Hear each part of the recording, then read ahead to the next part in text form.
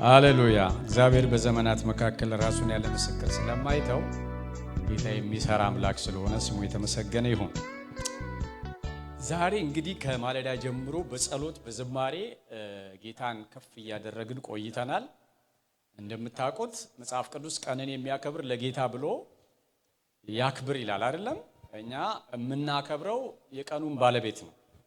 በቀኑ ላይ የኛን መዳን የፈጸመው አሜን፣ የኛን የበደል ዕዳ የከፈለውን ኢየሱስን ነው።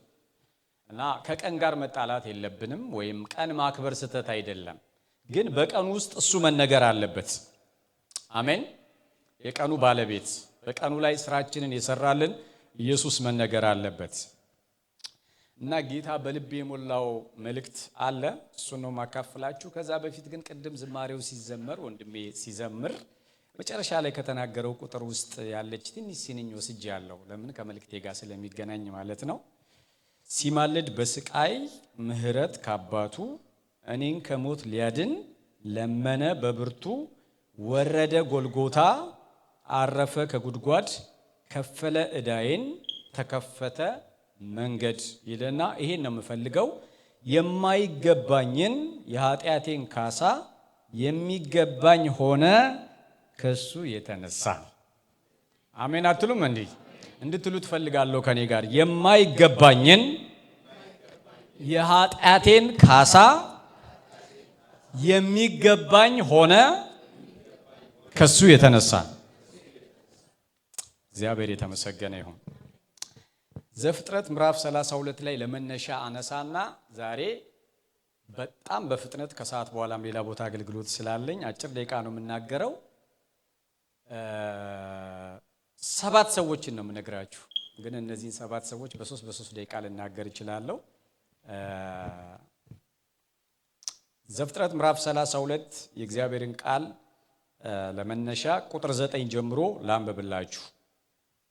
ከቁጥር 7 ባነበው ደስ ይለኛል። በጌታ በኢየሱስ ስም አነበዋለሁ። እንደዚህ ይላል። ያዕቆብም እጅግ ፈርቶ ተጨነቀ፣ ከእርሱም ጋር ያሉትን ሰዎች መንጎቹንም ላሞቹንም ግመሎቹንም ሁሉ በሁለት ወገን ከፈላቸው። እንዲህም አለ፣ ኤሳው መጥቶ አንዱን ወገን የመታ እንደሆነ የቀረው ወገን ያመልጣል። ያዕቆብም አለ፣ የአባቴ አብርሃም አምላክ ሆይ፣ የአባቴ ይስሐቅ አምላክ ሆይ፣ ወደ ምድርህ ወደ ተወለድክበት ስፍራ ተመለስ፣ በጎነትህንም አደርግልሃለሁ ያልከኝ እግዚአብሔር ሆይ፣ ለባሪያ ከሰራኸው ከምሕረትና ከእውነትህ ሁሉ ትንሽ እንኳን የማይገባኝ ነኝ። በትሬም ብቻ ይዤ ዮርዳኖስን ተሻግሬ ነበርና አሁን ግን 2 ክፍል ሰራዊት ሆንኩ። የመልእክቴ ርዕስ ቀጥታ ከቃሉ ነው የሚወጣው፣ የማይገባኝ ነኝ የሚል ነው። አሜን አሜን። I'm not worthy፣ የማይገባኝ ነኝ።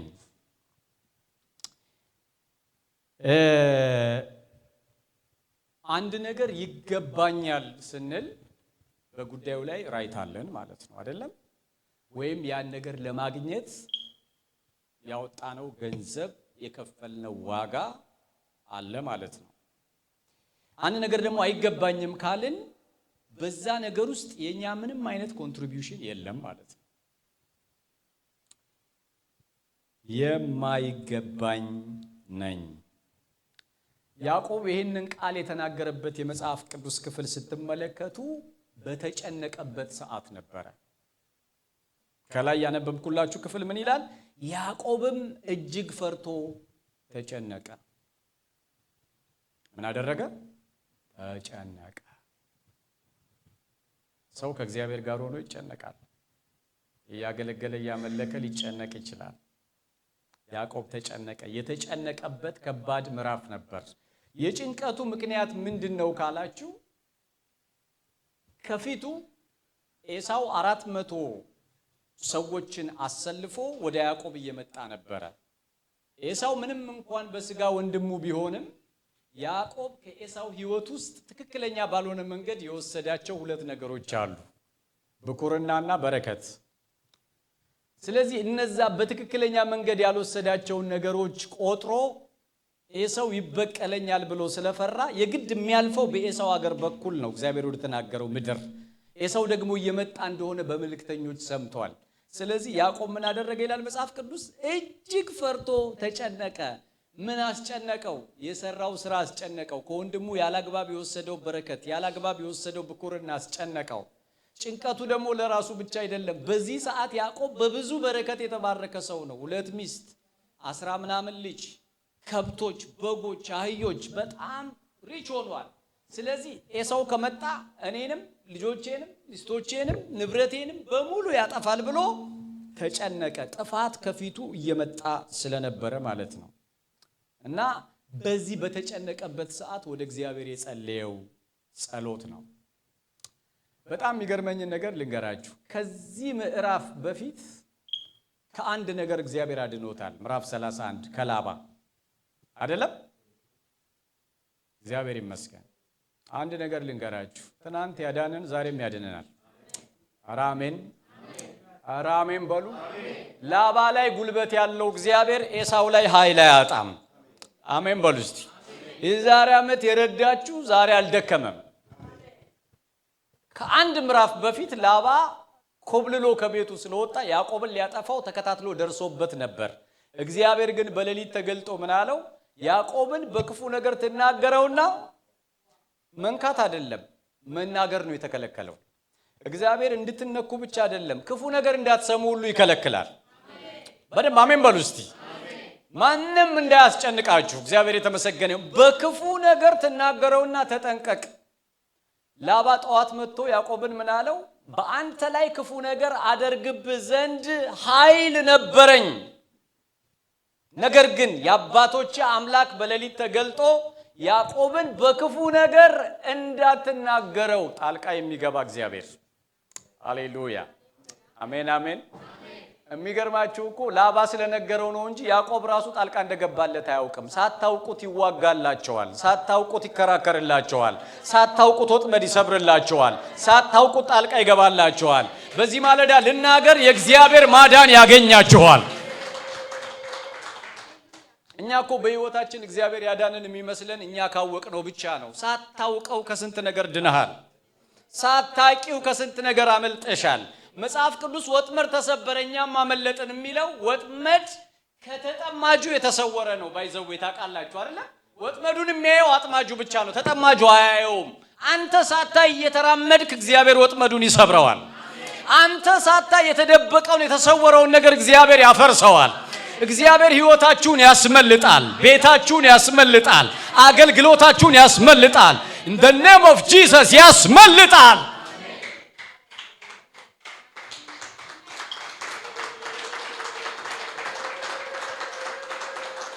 ሃሌሉያ ሃሌሉያ። ታመልጣላችሁ፣ እግዚአብሔር ያስመልጣችኋል። እስቲ የኔ ነገር በሉ ያመልጣል። እግዚአብሔር የሰጠኝ ራእይ ያመልጣል። እግዚአብሔር አስመለጠው ከላባ። ግን በጣም የሚገርመኝ ከላባ አምልጦ ሲመጣ ደግሞ ከፊቱ የሰው መጣ። አንዳንድ ጊዜ በህይወታችን ውስጥ ከኋላም ከፊትም ነገሮች ሊመጡ ይችላሉ። ግን ሜሴጅ አለኝ። ከኋላ ያዳነህ ከፊት አለ። በደንብ አሜን በሉ እስቲ። ለላባ የተገለጠ ክንድ ለኤሳው ይገለጣል። አረ ይገለጣል። እስቲ ይገለጣል በሉ። ይገለጣል። ግን ሰው ነውና ያዕቆብ ከላባ ቢያድነው የኤሳው መምጣት አስጨነቀው። ከፊቱ ያለው ነገር አስፈራው። ስለዚህ ወደ ማን መጸለይ ነበረበት? ወደ እግዚአብሔር መጸለይ ነበረበት።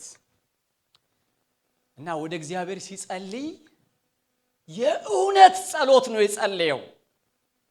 ወገኖቼ የእውነትን ጸልይ። አሜን አሜን በሉ እስቲ። ከመንፈስ የሚወጣ ከትህትና የሚወጣ ራስን ከማወቅ የሚወጣ ጸሎት።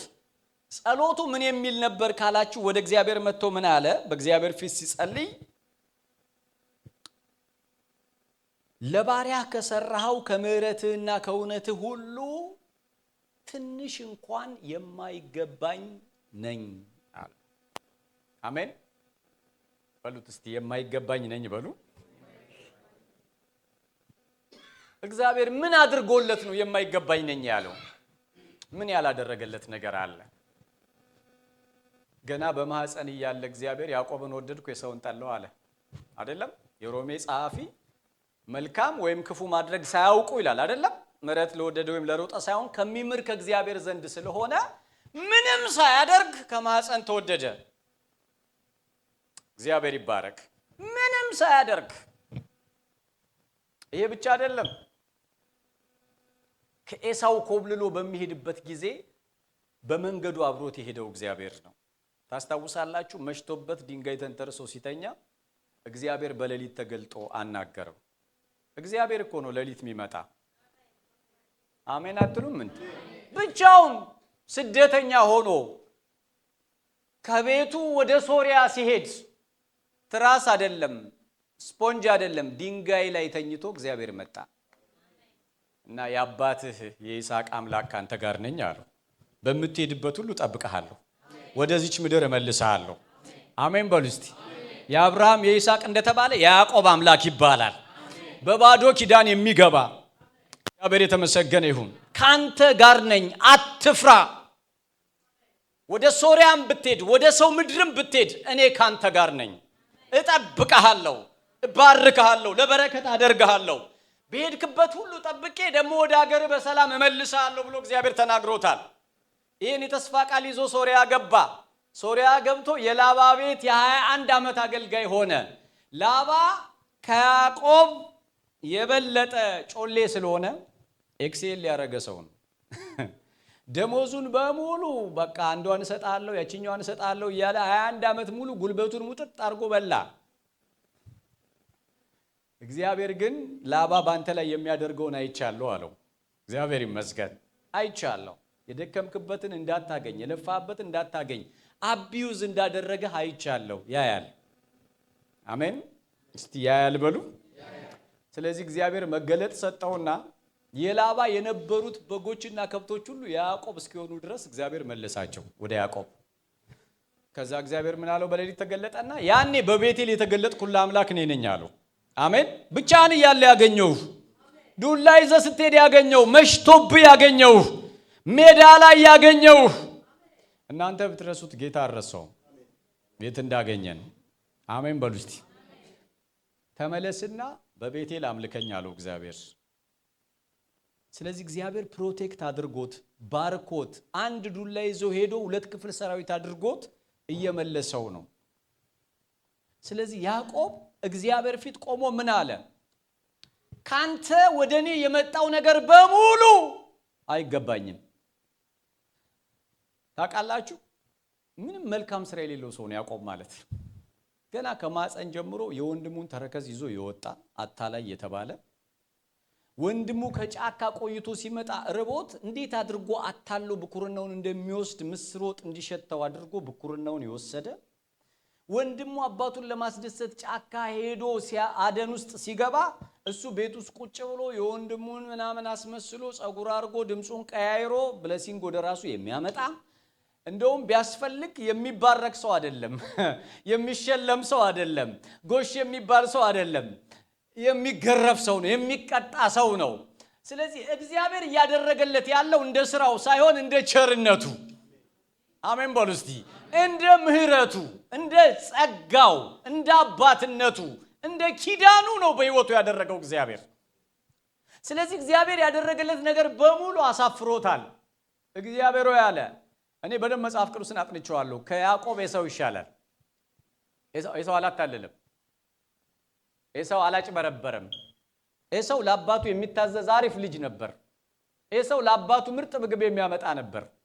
ኤሳው የሰው ክብር የሰው በረከት በምስር በምናምን አድርጎ የወሰደ ሰው አይደለም። ያዕቆብ በጣም የሚገርማችሁ በዚህ ስፍራ እንኳን እየጸለየ ታክቲኩን አላቆመም። እግዚአብሔር ፊት እየጸለየ ከጸሎቱ በፊት ምን አለ? ሚስቶቹንና ልጆቹን ሰብስቦ ከሁለት ከፈላቸው ይላል መጽሐፍ ቅዱስ።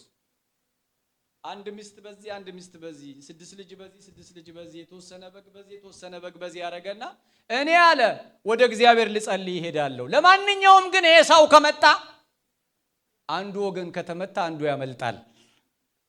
ከእንዲህ አይነት ጸሎት ያድናችሁ። አሜን። አንዳንድ ሰው የሚጸልየው ጸልዮ ሲጨርስ ምን እንደሚያደርግ እያወቀ ነው። አጎቴ ጋር ደውላለሁ እያለ ይንበረከካል። አስምራችሁ አትጸልዩ። ምን እንደምታደርጉ እያወቃችሁ አትጸልዩ። በፍጹም ልብ በእግዚአብሔር ታመን፣ በራስ ማስተዋል አትደገፍ። እግዚአብሔር መንገድ አለው። በደንብ አሜን በሉ እስቲ። ግን በቃ አይለቀውም። አይለቀውም። ወደ እግዚአብሔር ይጸልያል። እዚህ ጋር ደግሞ የራሱን ታክቲክ ይጠቀማል። እግዚአብሔር ሮጫ መልጣለሁ ነው ያልከው አይደለም አለው። አዎ። ስለዚህ ሌሊት ሲታገሉ እግዚአብሔር ጭኑን ሰበረው። ለምን? በሩጫ ከሆነ መጀመሪያ የሚያዘው ማን ነው? ያዕቆብ ነው። ሮጣህ አታመልጥም። በምህረት ነው የምታመልጠው። በቸርነት ነው የምታመልጠው። እግዚአብሔር ይላል መጽሐፍ ቅዱስ የፈረስን ጭን አይወድም። ሰው በአካውንቱ አያመልጥም፣ በትምህርቱ አያመልጥም፣ በሰው አያመልጥም። የሚያድን የሚታደግ ወደሚቀጥለው ምዕራፍ የሚወስድ ማን ብቻ ነው? እግዚአብሔር ብቻ ነው።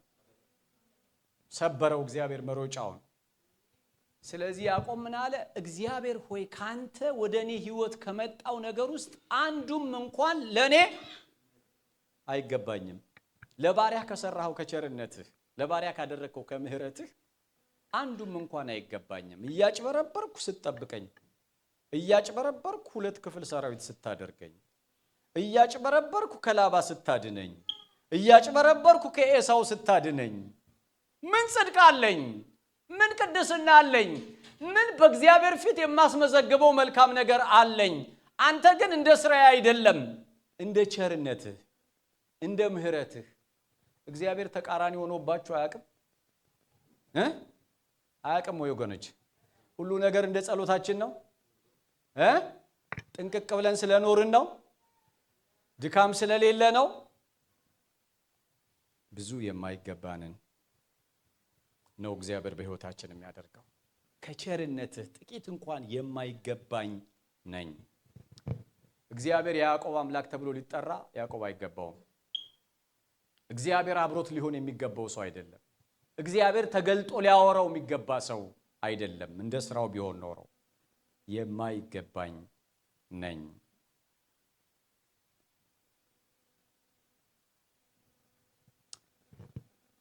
ሁለተኛ ሰው ላሳያችሁ። ሉቃስ ወንጌል ምዕራፍ 15 ላይ ቁጥር 19 ስለ ጠፋው ልጅ የሚናገረው ታሪክ ነው። ይሄ ጠፋው ልጅ ምን ብሎ ተናገረ? ከአባቱ ቤት ወጥቶ የተካፈለውን ንብረት ሁሉ ጠጥቶበት ከጋለሞቶቹ ጋር ጨፍሮበት 0 ሲሆን የአባቱ ቤት ትዝ አለው። ሲጨርስ ባዶ ሲሆን እና ምን አለ? እዚህ ከአሳማ ጋር ከመኖር እዚህ ገለባ ከመብላት ብሎ ወደ ንጽጽር ውስጥ መጣ። ወደ ልቡም ተመልሶ ይላል አይደል መጽሐፍ ቅዱስ። አሜን። እግዚአብሔር አይናችን ይክፈት፣ ማስተዋል ይስጠን። ይሄ ቤት ይበልጣል። የእግዚአብሔር መንግስት ይበልጣል። ከክርስቶስ ጋር መሆን ይበልጣል። ውጪ ያለውን ህይወት ናፍቆት ነበር። እንደፈለገ አየው፣ ጠጥቶ አየው፣ ገንዘብ አጥፍቶ አየው፣ ከጋለሞቶች ጋር ሄዶ አየው። ሲጨርስ ግን አንድ ነገር ገባው፣ የአባቱ ቤት ይበልጣል። ስለዚህ ምን አለ? ወደ አባቴ ቤት እመለሳለሁ አለ። ወደ አባቱ ቤት ለመመለስ ሲያስብ ግን አንዲት ጸሎት ጸልየዋል። ምን ምትል ጸሎት ነው የጸልየው ካላችሁ የእግዚአብሔር ቃል ምን ብሎ ይናገራል? ሉቃስ ወንጌል ምዕራፍ 15 ላይ ወደ አባቴ ሄዳለሁ አለ። ከዛ አባቴን እንደዚህ እለዋለሁ፣ ወደፊት ልጅህ ልባል አይገባኝም። እስቲ እንድገመው፣ አይገባኝም በሉ እስቲ። ምንህ ልባል? ልጅህ ልባል አይገባኝም። ለምንድን ነው አይገባኝም ያለው? ስራውን ያውቃል። የት እንደሰነበተ ያውቃል። ምን እንዳደረገ ያውቃል። አባቱ በብዙ ድካም ያመጣውን ገንዘብ እንዳጠፋ ያውቃል። እንዳሳዘነው ያውቃል። ስለዚህ በድፍረት መጥቻ አንተ ፊት ቆሜ ልጅ ልባል አይገባኝም፣ ነገር ግን ከሙያተኞችህ እንዳንዱ አድርገኝ እለዋለሁ። ተነስቶም ወደ አባቱ መጣ። እርሱም ገና ሩቅ ሳለ አባቱ አየውና አዘነለት። ሮጦም አንገቱን አቀፈውና ሳመው። ከዛ እሱ ቃሏን ደገማት እንደዚህ ብሎ፣ ልጁም አባቴ ሆይ በሰማይና በፊትህ በደልኩ፣ ወደፊት ልጅህ ልባል አይገባኝም አለው ይላል እግዚአብሔር ቃል።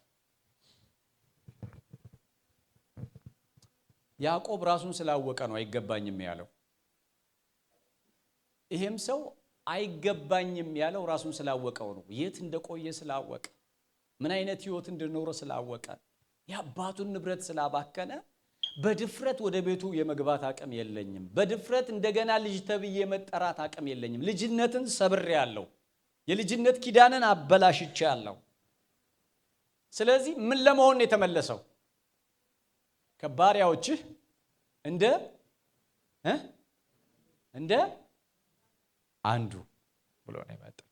አገልጋይ ለመሆን ቤት ውስጥ ተቀጥሮ እንደሚሰራ እንደ አሽከር ለመሆን ያ ራሱ በጣም ትልቅ ክብር ነው ብሎ ነው የመጣው። አዎ አይገባውም። እግዚአብሔር ግን የማይገባቸውን የተገባቸው አድርጎ ይቆጥራል። አሜን አሜን በሉ እስቲ። ልጅ ተብዬ ልጠራ ከመካከላችን የእግዚአብሔር ልጅ ለመባል የሚበቃ አለ ወይ? አለ?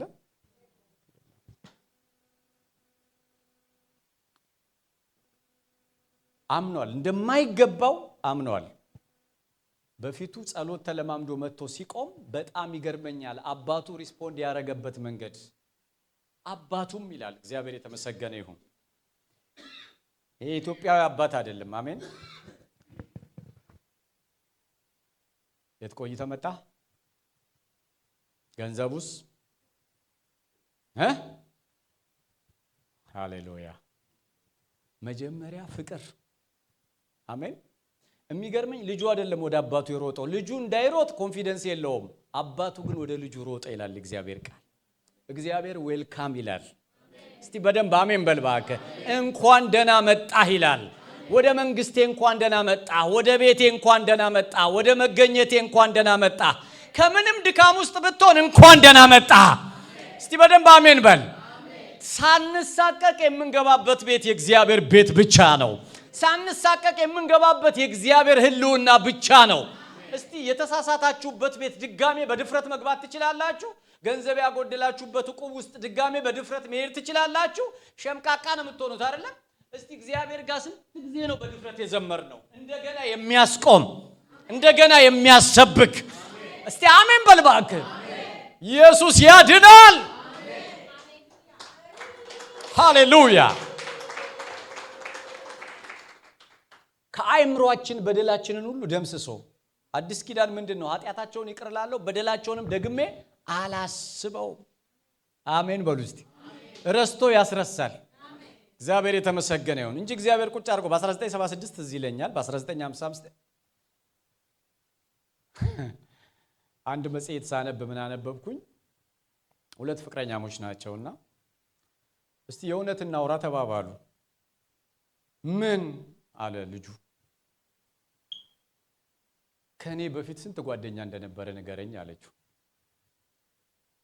ኦኬ አለ። ኦኬ አለና ሊናገር አለና ጸጥ አለ። ከዛ ደነገጠች። የማይጠየቅ ጥያቄ ጠየቅኩት ብላ ጠበቀችው። አያወራም። ነካ አረገችውና አስቀየምኩ እንዴ ስትለው ቆይ ልቁጠርበት አለ። ለካ የእሱ አእምሮ ምን እያደረገ ነው?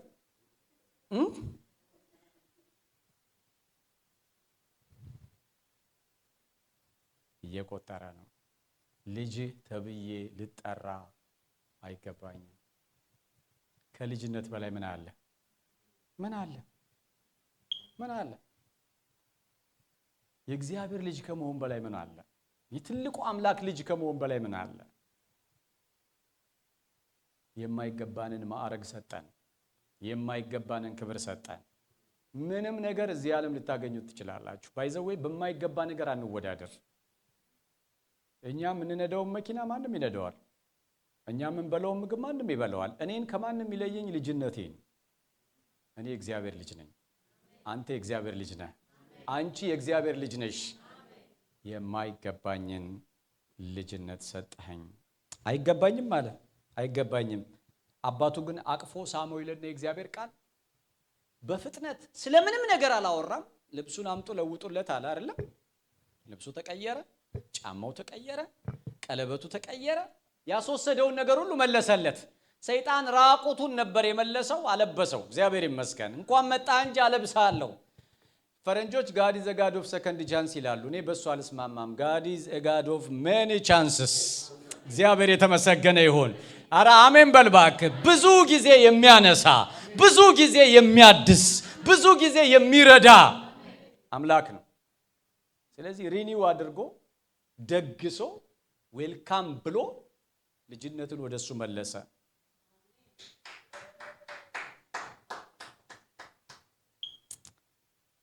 አይገባኝም 2 ማቴዎስ ወንጌል ምዕራፍ 8 መቶ አለቃው ወደ ቅፍርናሆምም በገባ ጊዜ የመቶ አለቃ ወደ እርሱ ቀርቦ ጌታ ሆይ ብላቴናዬ ሽባ ሆኖ እጅግ እየተሰቃየ በቤት ተኝቷል ብሎ ለመነው።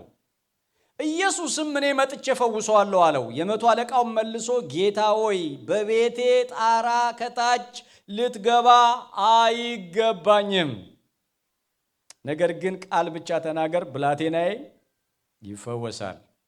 ኢየሱስ በአይሁድ መካከል ሲመላለስና ሲያገለግል ይሄ መቶ አለቃ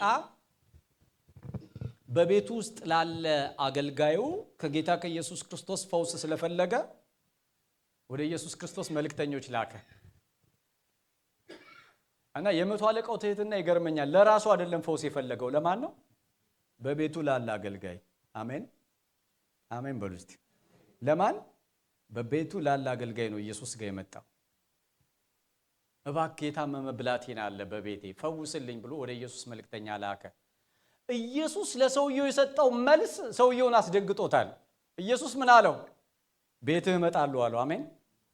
የኔና የናንተ ጌታ እኮ በጣም ትሁት ነው። እስቲ አሜን በሉ። ቤትህ ምን አደርጋለሁ? እመጣለሁ። ሰውየው በፍጹም አልጠበቀም ኢየሱስ ቤቴ ይመጣል ብሎ። ባለበት ቦታ ሆኖ ለልጁ ፈውስ እንዲሰጥለት ነው የጠበቀው። ባይዘዌ ኢየሱስ ቤትህ እመጣለሁ። ጌታ ኢየሱስ እንደምታስታውሱት ለማንም አቬሌብል ነው። ለምጻም ሲጠራው ይሄዳል፣ ንዳድ ያለበት ሲጠራው ይሄዳል፣ መቶ አለቃ ሲጠራው ይሄዳል። ለማንም የተገኘ ራሱን ባዶ ያደረገ ትሁት አምላክ። እስቲ በደንብ አሜን በሉ። በጸሐፊ በኩል የሚገኝ አልነበረም። በብዙ ድካም የሚገኝ አልነበረም። ማንም አክሰስ የሚያደርገው እሱ ነው ሞዴላችን። አሜን። እስቲ በደንብ አሜን በሉ። በቃ ባዶ ሆኖ በዚህ ምድር ላይ የተመላለሰ ወደ ቤት እመጣለሁ አለው ኢየሱስ። እና ሰውየው እንዳልታውቃላችሁ ጌታ ሆይ በቤቴ ጣራ ልትገባ አቤት አይገባኝም። በጣም ስሙ። ባይዘው ይሄ ሰውዬ እኔ ቤት አትገባም ሲለው ኢየሱስን ዝም ብሎ እንዳይመስላችሁ ይህን ቃል የተናገረው ሰውየው በሰው አስተሳሰብና በዓለም አቆጣጠር ብዙ ነገሮች አሉት።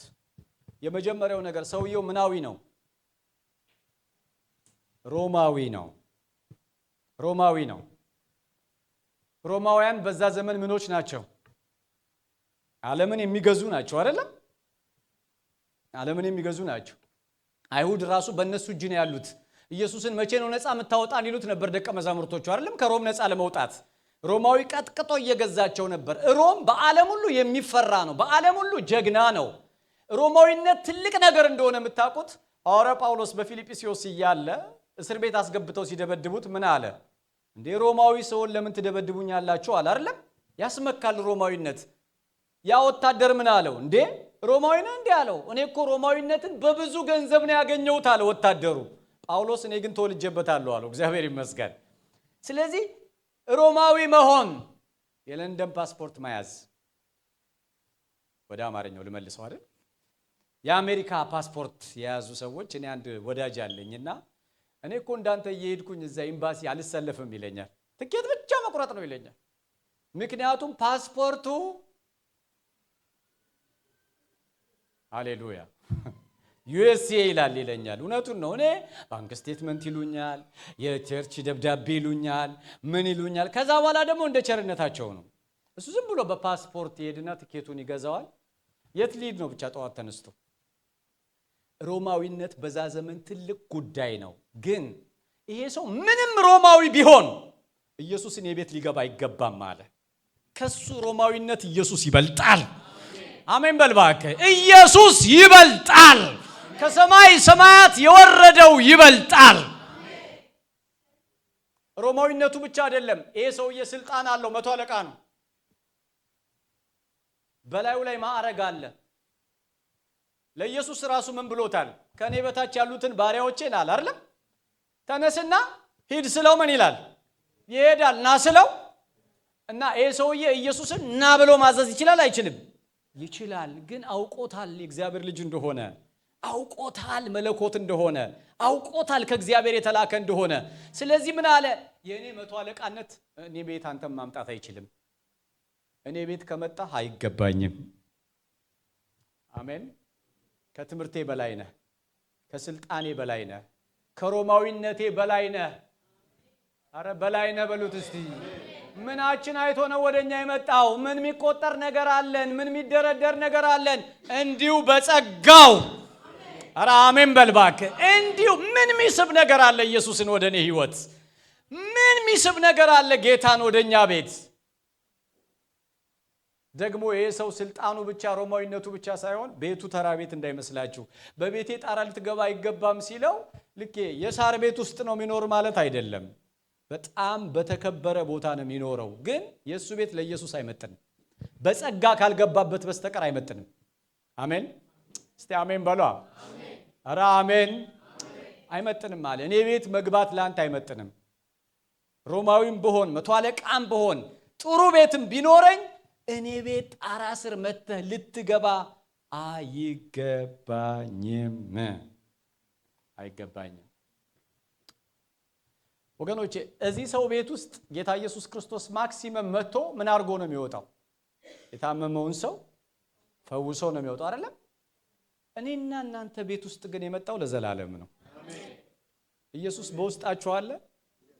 ሁሌ ከእናንተ ጋር ነው። በውስጣችሁ ይኖራል። ይሄ ቤት ይመጥነዋል? እስቲ አይገባኝም በሏ። እኔ ውስጥ ሊኖር አይገባም። እኔ ጋር ሊቀመጥ አይገባም። ላገለግለው አይገባም። የመንፈሱ ማደሪያ ልሆን አይገባም። አይገባኝም። እና ምን አለው? ቃል ብቻ ተናገር ብላቴናዬ ይፈወሳል። በፍጹም ይሄ ቤት አንተን አይመጥንም አለው።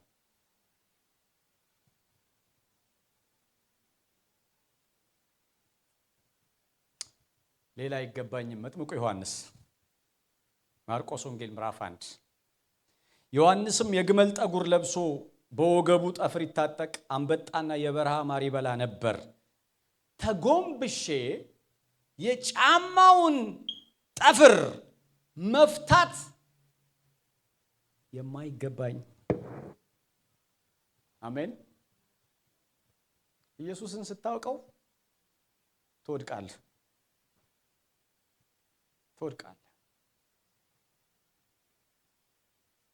ኢየሱስን በሙሉ ክብሩ ያወቁትና ዮሐንስ ምንድነው ያሉት? ላገለግለው አይደለም፣ ስሙን ልጠራ አይደለም፣ ልዘምርለት አይደለም። ምናልባት የኢየሱስ ክርስቶስ ጫማ ቢፈታ፣ አሜን፣ የኢየሱስ ጫማ ቢፈታ መጥቼ የጫማውን ጠፍር ባይዘዌ ዝቅ ብሎ ጫማ ማሰር ዝቅታ ነው አይደለም? የማስርለት ሰው የከበረ እንደሆነ ነው የሚያሳየው አይደለም? ግን አምኖት ወርዚ ጫማውን እንኳን ለማሰር የማይገባኝ ነኝ። ዮሐንስ የኢየሱስን ጫማ ማሰር አይገባኝም ሲል በደንብ ልንገራችሁ። አንደኛ በስጋ ቢሆን ኖሮ ዮሐንስ ኢየሱስን በእድሜ ይበልጠዋል፣ 6 ወር ይበልጠዋል። አሜን። ታላቁ ነው በሉ እስቲ። በ6 ወር ይበልጠዋል። ኤልሳቤጥ ከጸነሰች ከ6 ወር በኋላ ነው ኢየሱስ የተጸነሰው። ስለዚህ አሚዮር ሲኒየር ይር ነበር። ኖ ኖ ኖ ኖ ኖ ዓለም ከመፈጠሩ በፊት የነበረ ነው። እሱን የላከ ነው። ይብራላችሁ። አትልመዱት። በኢየሱስ ስም ስትዘምሩ አትልመዱት። ስትሰብኩ አትልመዱት። እዚህ ቤት ስትመጡ አትልመዱት። አዲስ ይሁንባችሁ። እስቲ አሜን በልባክ። መዳን ይግረምህ፣ ማገልገል ይግረምህ፣ ኢየሱስ ውስጥ መኖሩ ይግረምህ። መልመድ አልፈልግም። ኔቨር። እኔ ሁል ጊዜ አዲስ ነው፣ ለኔ አዲስ ነው። ኢየሱስ ወርቁ ውስጥ አይገባም። እርሱ በእኔ ሊሰበክ አይገባም። እኔ ልዘምርለት አይገባም። እኔ ልጁ ተብዬ ልጠራ አይገባም። ለምን? እኔ ራሴን አውቀዋለሁ። ዳዊት ምን አለ? እኔ ማን ነኝ? ቤቴስ ምንድነው እስከዚህ ያደረስከኝ አለ። እኔ ማን ነኝ ማለት እኮ ምን ማለት ነው? ራሴን ጠንቅቄ አውቃለሁ። ያጠገባቸው ያለውን ሰው እንደው ራስን በደንብ ታውቀዋለህ በሉት። አንዳንዴ እንረሳዋለን አይደለም? እንረሳዋለን። በቃ ምሕረት ሲበዛ ጸጋ ሲበዛ በጣም ከጌታ ጋር ስንተሻሽ እንረሳዋለን። እና እኔ ማን ነኝ? ራሴን አውቀዋለሁ፣ ከየት እንደመጣው ማን እንደነበርኩ አውቀዋለሁ። ስለዚህ ዮሐንስ ኢየሱስን በ6 ወር መብለጡ ብቻ አይደለም፣ ዘመዱ ነው። አሜን። ምኑ ነው? እንዴት ነው ከሰው ጋር ዘመድ ስትሆኑ መላመድ ይመጣል አይመጣም? ያክስቴ ልጅ ነው ምናምን ከተባለ እኮ ማካበድ የለም አይደለም? ለማርያም ምንድነው ያላት ገብርኤል መጥቶ ዘመድሽ ኤልሳቤጥ ከጸነሰች 6 ወሯ ነው፣ ስለዚህ ዘመዱ ነው። ግን ዮሐንስ ኢየሱስን በእድሜ እንደሚበልጠው አያይም፣ ዘመዱ እንደሆነ አያይም። የሚያይበት መነጽር ሌላ ነው። አሜን በልባክ። መለኮት ነው የሚታየው፣ የእግዚአብሔር ልጅ ነው የሚታየው፣ ከሰማይ ሰማያት የወረደ ነው የሚታየው። ሶስተኛ ነገር ልንገራችሁ፣ ዮሐንስ ኢየሱስ ክርስቶስን በአገልግሎት ይበልጠዋል። የእሱን መንገድ የከፈተው ማን ነው? ዮሐንስ ነው። አም ዮር ሲኒየር ማለት ይችላል አይደለም? ኢየሱስን ያጠመቀው ማን ነው? ዮሐንስ ነው አይደለም? ግን ምን አለ? በ6 ወር እበልጥሃለሁ፣ ዘመዴ ነህ፣ ያጠመቅኩህ እኔ ነኝ፣ ግን ያንተን ጫማ ላስር አይገባኝ። አትልመዱት ስለዘመራችሁ፣ አትልመዱት ስለሰበካችሁ። ሁዋ ማይ ማን ነኝ? ጸጋው የማይገባኝ ምህረት፣ ፍቅር። አሜን አሜን። የጫማውን ጠፍር አስር ዘንድ አይገባኝም። ኦኬ፣ ወደ መጨረሻው መጥቻለሁ።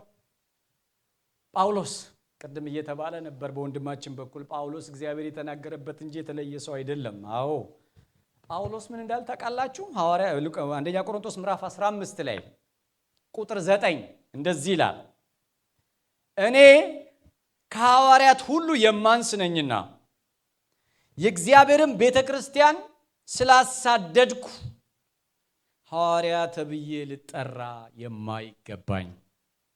አሜን። ኧረ አሜን በሉ። ምን ተብዬ? ምን ተብዬ? ሐዋርያ የሚለውን ስም ተጋድዬ ነው ያመጣሁት ነው ያለው። በኤክስፔሪየንስ ምክንያት የተገኘ ነው ነው ያለው። ማይመጥነኝ ስም ነው አለ። አሜን። ኧረ አሜን በል። ልጅነት፣ አገልጋይነት ትልቅ ክብር ነው። ሐዋርያ ተብዬ ልጠራ የማይገባኝ ነገር ግን በእግዚአብሔር ጸጋ የሆንኩ። አሜን። በማን ጸጋ? በእግዚአብሔር ጸጋ። ወገኖቼ ጳውሎስ እኔ ሐዋርያ ተብዬ ልጠራ አይገባኝም ካለ እኔ መደበቅ የለብኝም?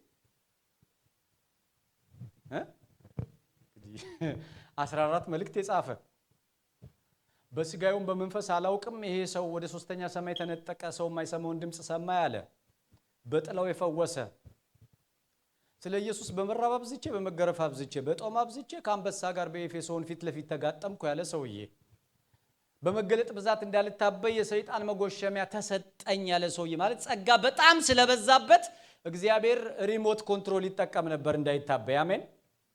ይወጋ ማለት ነው። ጌታ ይመስገን። በጣም ጸጋ ስለበዛለት ወደ ትዕቢት እንዳይሄድ እግዚአብሔር ይወጋ። አንዳንዶቹ በህመም ነበር የሚቆጣጠረው ይላሉ፣ የአይን በሽታ ነበረበት ይላሉ፣ አንዳንዶቹ ሌላ በሽታ ነበረበት ይላሉ። ትምክት ውስጥ እንዳይገባ ማለት ነው። ምክንያቱም በጣም ወደ መገለጥ ወስዶታል እግዚአብሔር። እንደ እብድ ሰው ላለው ከሐዋርያ ተበልጣለሁ ብሎ ያውቃል ጳውሎስ አይደለም? የሚገርማችሁ ግን በዚህ ቦታ ምን አለ? አይ ኖ ሁ አይ አም። እኔ እኮ ማለት የእግዚአብሔርን ቤተክርስቲያን ያሳደድኩ የኋላ ታሪኬን አውቀዋለሁ። እስጢፋኖስ ሲሞት ሸሚዝ ይዤ ቆምኩ። የኢየሱስ አገልጋይ ለመሆን የሚያበቃ ሲቪ የለኝም። አሜን በሉት። በቃ አንዳንዶቻችን እኮ ዶክመንት አገላብጦ የተቀበለን የሚመስለናለን አይደለም? አንተ ደህና ብትሆንም ኖ እግዚአብሔር ቢቆጥረው ወደ ኋላ ተመልሶ አለ ባሪያው ሲገደል ሸሚዝ ያስኩ የእግዚአብሔርን ቤተክርስቲያን እየተከታተልኩ ሳፈርስ የነበረ በጳውሎስ ሐዋርያነት የሚገርማችሁ ቤተክርስቲያን እንኳን አልተስማማችም። አናንያ የሚባል ሰው ጋር ጌታ መጣና ምን አለው? አናንያ አለው። አቤት አለው። ወደ አንተ አሁን አንድ ሰው ልክልሃለሁ አለው። አሜን። እና ይሄ ሰው የሚገርመኝ አገልጋይ ይሆናል አለው። በአሕዛብና በነገስታት ዘንድ ስሜን የሚሸከም ዕቃዬ ይሆናል አለው። ከዛ አናንያ ለመሆኑ ሰውየው ማን ነው አለ። ሳኦል ይባላል ሲለው ሳኦል የትኛው? ሳኦል ፈሪሳዊው። እንዴ ሳኦል እስጢፋኖስ ሲገደል እዛ ጥግ ቆሞ የነበረው? አዎ። ከካህናት ደብዳቤ ተቀብሎ የሚያሳድደን? አዎ። ጌታ ሆይ ሰው ተሳስተሃል። እና ደስ ይለኛል ሐናንያ ለጌታ ሊነግረው ፈለገ ስለ ሳኦል። ምታውቀው አይመስለኝም። ይሄ ሰውዬ እኮ ማለት ወገኖቼ ሰው እንኳን ታሪክን ቆጥሮ አይገባህም ይላል። የተገባን ያደረገን መለኮት ብቻ ነው። እስቲ በደንብ አሜን በሏ። ኢየሱስ ጌታ ነው። አንድ አሜሪካዊ ሰባኪ ሲናገር ምን አለ? በመድረክ ቆሞ ጉባኤውን እግዚአብሔር የሚያውቀኝን ያክል እናንተ ብታውቁኝ ከኔ አትሰሙም ነበር አለ። እኛን የሚያውቀን ማን ነው? እግዚአብሔር ነው። ስለዚህ ሐናንያ ምን አለ? እንዴ ሰው ተሳስተ እንዳይሆን ይሄ ሰው ሐዋርያ መሆን አይችልም፣ አሳዳጅ እኮ ነው፣ ደብዳቤ እኮ ነው። ጌታ ምን አለው? አውቃለሁ፣ እያወቅኩ የማይገባውን ሰጠዋለሁ። ስሜን ይሸከማል፣ የኔ አገልጋይ ይሆናል፣ ክብሬን ይገልጣል። እስቲ በደንብ አሜን በሉ። ምስክሬ ይሆናል። አሜን። ጳውሎስም አምኖበታል። ሐዋርያ ተብዬ ልጠራ የማይገባኝ እግዚአብሔር ግን ምን ያረገኝ? ሐዋርያ ያረገኝ። ወገኖቼ ፓስተርነት ቀልድ ነው እንዴ? የማይገባን ክብር እኮ ነው። አሜን። እስቲ አጠገባችሁ ያለውን ሰው አንድ ሰው እጁን ያዝ አድርጉና ልጅነት በሉት። የማይገባህ ነው። አገልጋይነት የማይገባህ ነው። ኢየሱስ አንተውስ መኖሩ የማይገባህ ነው። እግዚአብሔር የተመሰገነ ይሁን። አሜን አሜን። እግዚአብሔር እንደዚህ የሚሰራው በጸጋው በኩል ነው። እችን ተናግሬ ልጨርስ። ስለ ጸጋ ሁል ጊዜ ሳስብ የሚገርመኝ የጸጋ አንዱ ትርጉም ፍሪ ጊፍት ነው አይደለም? ነፃ ምንድን ነው? ስጦታ ነው። ማንም ያልከፈለበት ነው። እኔን ሚነካኝ እሱ ትርጉም አይደለም። ነፃ መሆኑ አይደለም ሚነካኝ። በጣም እኔን ለማይገባው ሰው የሚሰጥ የሚለው ነው ሚነካኝ። አሜን። ምን ለማይለው? ለማይገባው። ይሄ ማለት ምን ማለት ነው? ለምሳሌ ዓለም በትምህርት ቤት ውስጥ የምትሸልማቸው ተማሪዎች ምን አይነት ናቸው? በዲስቲንክሽን የጨረሱ ናቸው አይደለም? እንግዲህ እኛ ትምህርት ቤት ውስጥ አድገናል። ከ1 እስከ 3 የወጣ ሰው ሲሸለም ማቀው። ስነ መለኮት ትምህርት ቤት ስማርም እኔ 2ኛ ወጥቼ ተሸልሜ ያለው። ከ3ኛ በኋላ ሽልማት የለም። እግዚአብሔር ጋር ስትመጡ 59 ከሆነ የክላሱ ተማሪ እግዚአብሔር 59ኛውን አሜን። እስቲ በደንብ አሜን በሉ። አጥንቼ ማለት ይችላል። እንቅልፌን አጥቼ ማለት ይችላል። አንድ ነገር ብቻ ነው የሚችለው፣ ማመስገን። ጨረስኩ። ማመስገን ማመስገን ማመስገን። መጽሐፍ ቅዱስ ከእንግዲህ ትምክት ቀርቷል ይላል። እስቲ ቀርቷል በሉ። ቀርቷል። የሚመካ ቢኖር በእግዚአብሔር ይመካ። ጽድቃችን፣ ቅድስናችን፣ ቤዛነታችን እርሱ ነው ተብሎ ተጽፏል። እግዚአብሔር የተመሰገነ ይሁን። የማይገባንን ልጅነት የሰጠን ስሙ ይባረክ። የማይገባንን አገልግሎት የሰጠን ስሙ ይባረክ። የማይገባንን ሕይወትና ረፍት የሰጠን ስሙ ይባረክ። የማይገባንን እኛን መቅደሶቹ ያደረገን ስሙ ይባረክ። ዛሬ በዚህ ማለዳ አንድ ነገር ደግሞ ተናግሬ እጨርሳለሁ። እግዚአብሔር ገና የማይገባችሁን ያደርግላችኋል። የሚያምን ሰው አለ? የማይገባችሁን ያደርግላችኋል። እንደ ስራችሁ ያልሆነ፣ እንደ ጸሎታችሁ ያልሆነ፣ እንደ እምነታችሁ ያልሆነ፣ እንደ ቸርነቱ፣ እንደ ምሕረቱ። ያዕቆብ ምን አለ? ካደረክልኝ ጥቂት እንኳን አይገባኝም። የማይገባችሁ በር ይከፈታል። የማይገባችሁ ሰላም ይመጣል። የማይገባችሁ ሞገስ ይመጣል። እግዚአብሔር የጸጋ አምላክ ነው። እግዚአብሔር የተመሰገነ ይሁን።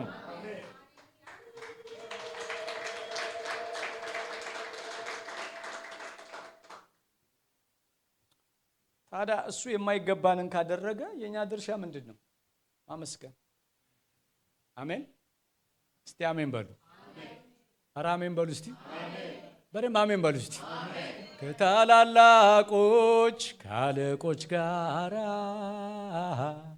ፊት ለፊት ቆሜ እኩል ሳወራ ስለወንክልኝ ግርማ ሞገሴ ከፍ በልልኝ ጌታ ኢየሱሴ። ጌታዬ ባንተ ሰው ሆኛለሁና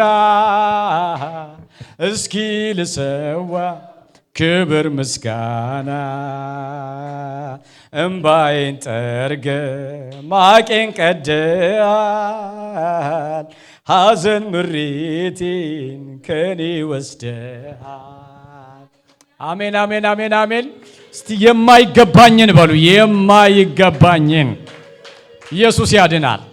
ኧረ አሜን ኧረ አሜን ኧረ አሜን። ብዙ በማይገባችሁ ነገር እግዚአብሔር ያስደንቃቸዋል። ኧረ በደንብ አሜን በሉ እስቲ። ብዙ የማይገባችሁን ነገር በሕይወታችሁ እያደረገ ያስደንቃቸዋል። ጌታ ሆይ ይሄ እኮ ለኔ አይገባም ነበር፣ እኔ እኮ እንደዚህ አይነት ሰው ነኝ። አዎ ግን ያደርጋል። እስቲ በደንብ አሜን በሉ። ያደርጋል። የማይገባሽ ነገር ይመጣል ይመጣል፣ ያስደንቅሻል፣ ያስገርምሻል። እጅሽን በአፍሽ ላይ ትጭኛለሽ። ሚራክል ወደ አንቺ ይመጣል። የእግዚአብሔር እጅ ወደ አንቺ ይመጣል። ኢየሱስ ያድናል። እስቲ በደንብ አሜን በሉ። በደንብ አሜን። እግዚአብሔር ሆይ ይሄ በእኔ ሕይወት አይገባም ነበር፣ ይሄ በእኔ ኑሮ አይገባም ነበር። ያስደንቃችኋል። ሕዝቅኤል 36 ላይ መጽሐፍ ቅዱስ እንደዚህ ይላል፣ የእስራኤል ቤት ሆይ እንደመጣችሁበት መንገድ ሳይሆን አለ እግዚአብሔር ስለ ስሜ ስል እሰራለሁ። አሜን አሜን። እንደመጣችሁበት መንገድ አይደለም። እንደ ስራ እንደ ሕይወታችሁ ቢሆን ኖሮ እንለያይ ነበር አለ። ስለ ስሜ ስል እሰራለሁ አለና እግዚአብሔር እህልን እጠራዋለሁ፣ እባርካችኋለሁ። እኔ በረዳኋችሁና በባረኳችሁ ጊዜ ታፍራላችኋል። እግዚአብሔር ትጸጸታላችሁ። አሜን። ይጋጭብሃል ይጋጭብሃል። ጌታዊ ሞት ስጠባበቅ ሕይወት፣ ውርደት ስጠባበቅ ክብር፣ ትቀጣኛለህ ስል ምህረት። ኧረ አሜን ኧረ አሜን። የማይገባኝን ኢየሱስ ጌታ ነው። ኢየሱስ ጌታ ነው። ያዕቆብ እንደዚህ ነው ያለው፣ ጌታ ሆይ ካደረክልኝ ከምህረትህና ከእውነትህ ጥቂት እንኳን የማይገባኝ ነኝ። አሜን። ስለዚህ አመሰግንሃለሁ። ወገኖቼ የማይገባው የተደረገለት ሰው ትሁት ነው። አሜን። እስቲ በደንብ አሜን በሉ። እዚህ መድረክ ላይ የሚቆመው በትህትና ነው። ማን ነው ብቁ ይሄን መጽሐፍ ለመግለጥ? ማን ነው ብቁ ኢየሱስን ለመስበክ? ማን ነው ብቁ ኢየሱስን ለመዘመር? የጫማውን ጠፍር እንኳን ልፈታ አይገባኝም። ልጅ ተብዬ ልጠራ አይገባኝም። ሐዋርያ ተብዬ ልጠራ አይገባኝም። ዋቴቨር ስም ሊኖራችሁ ይችላል። ምንም ደረጃ ደርሳችሁ ተምራችሁ ሊሆን ይችላል። እግዚአብሔር ያደረገው ሁሉ የማይገባን ነው። ጸልያለሁ። ሃሌሉያ